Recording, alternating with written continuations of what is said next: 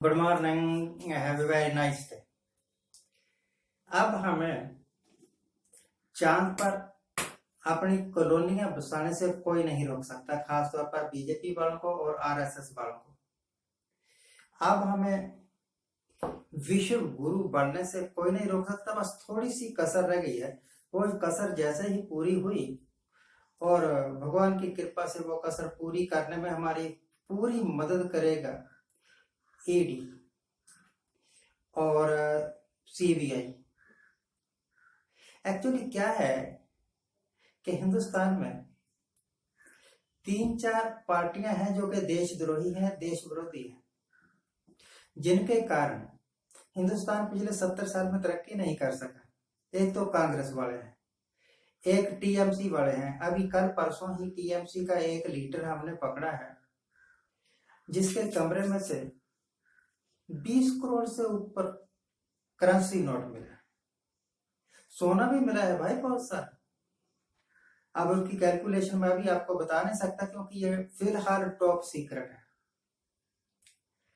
चाहे कांग्रेस वाले हो, चाहे टीएमसी वाले हो, चाहे शिवसेना वाले हो, चाहे बीएसपी एसपी वाले, कोई भी हो जो बीजेपी में शामिल नहीं है, यकीन मानिए वो सारे ही करप्ट हैं, महाकरप्ट हैं जी, महाचोर हैं, देशद्रोही हैं।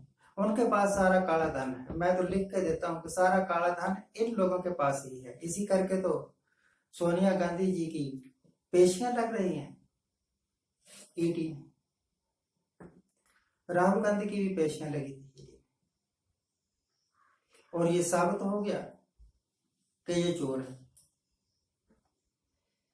अगर ऐसा है तो हमारे पास फोर्स है, इनकम टैक्स की फोर्स है, ईडी की फोर्स है और सीबीआई की फोर्स है। इन तीनों ताकतों का प्रयोग करते हुए हम देश के इन किरदारों का,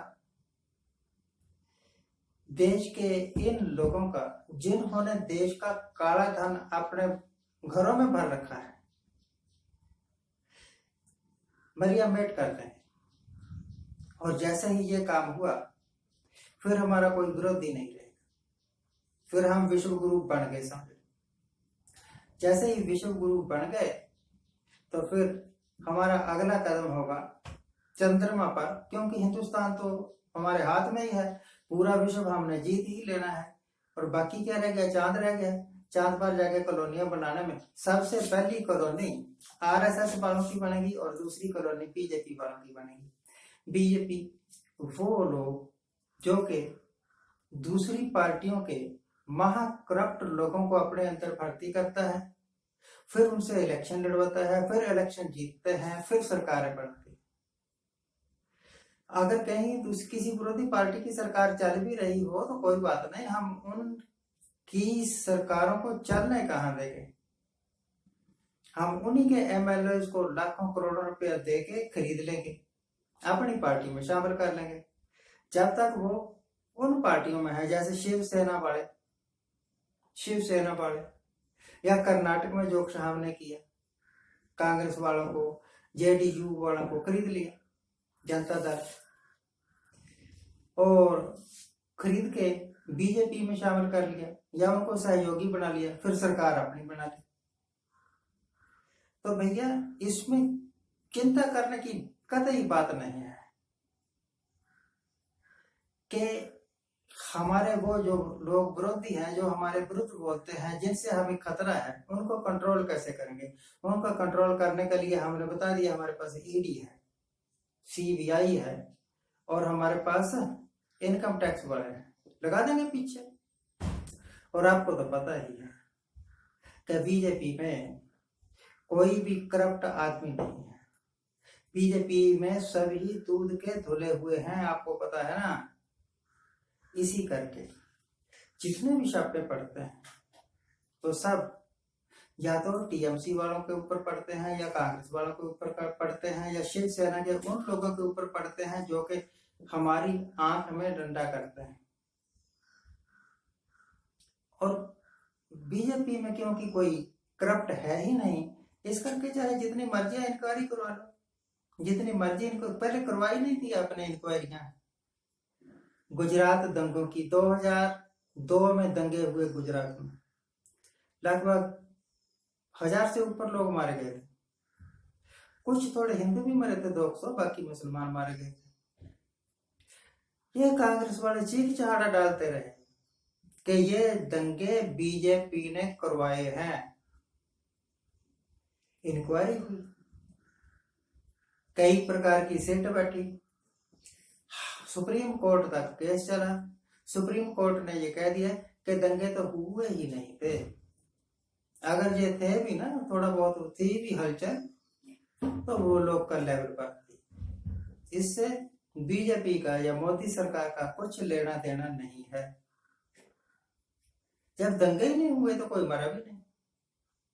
जब कोई मरा ही नहीं तो किसी को मुआवजा देने का सवाल ही कहां पैदा होता है। इस करके हमारे राज्य में जो कुछ होता है तो सब न्याय संगत होता है। हमारे पास जो भी आता है, जितना मर्जी करप्ट हो, आपको पता है, बीजेपी की इतनी खूबियां देखने के बाद मैंने फैसला कर लिया है कि अब मैं बीजेपी में शामिल हो जाऊंगा। वैसे मैं उतना बड़ा करप्ट नहीं हूं जितने बड़े करप्ट बीजेपी वालों को चाहिए, पर मुझे लगता है मैं बोलता हूं, और मेरे इस अवगुण के कारण बीजेपी के मैं बहुत काम आऊंगा। आप भी दिल से ये बातें निकाल दीजिए कि मोदी साहब ने कौन कौन से वायदे किए थे और वो वायदे आज तक पूरे नहीं हुए और अगले 25 साल पूरे होंगे नहीं।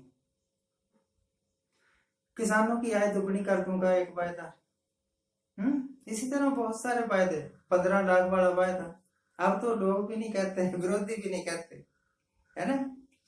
अब ये भी एक वायदा है कि अग्निवीरों को 1 करोड़ रुपया दिया जाएगा। मैं पूछता हूँ भले मानसो, जो पहले के मरे हुए सैनिक हैं उनमें से कितने के लोगों को आपने बॉर्डर पर मर गए या कश्मीर में मर गए, उनको कितनों को लोगों को आपने 1-1 करोड़ रुपया दे दिया? अगर उनको नहीं दिया तो ये इतनी स्पेशल एफर्ट इनके वास्ते क्यों कि अगर मर गए तो 1 करोड़ रुपया दे देंगे? ये सौदेबाजी क्यों?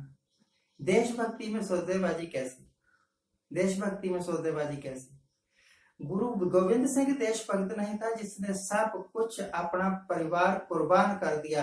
अगर हिंदुस्तान में कोई देशभक्त था तो जवाहरलाल नेहरू था, महात्मा गांधी था, जिसके परिवार का बाल भी बांका नहीं हुआ। अगर फांसी पर चढ़े तो भगत सिंह जैसे चढ़े, वो इस करके चढ़ गए भगत सिंह जैसे फांसी पर क्योंकि वो गांधी के चमचे नहीं थे। अगर चमचे होते तो बच जाते ना। आज के लिए इतना ही। आज जिनका जन्मदिन है उनको हैप्पी बर्थडे, आज जिनकी मैरिज एनिवर्सरी है उनको बहुत बहुत शुभकामनाएं। दोस्तों, आज का ये एपिसोड सिर्फ वर्तमान स्थितियों पर एक कड़वा सच है, एक कटाक्ष है। दोस्तों, बुरा ना मानना, हकीकत है। Thank you very much for watching.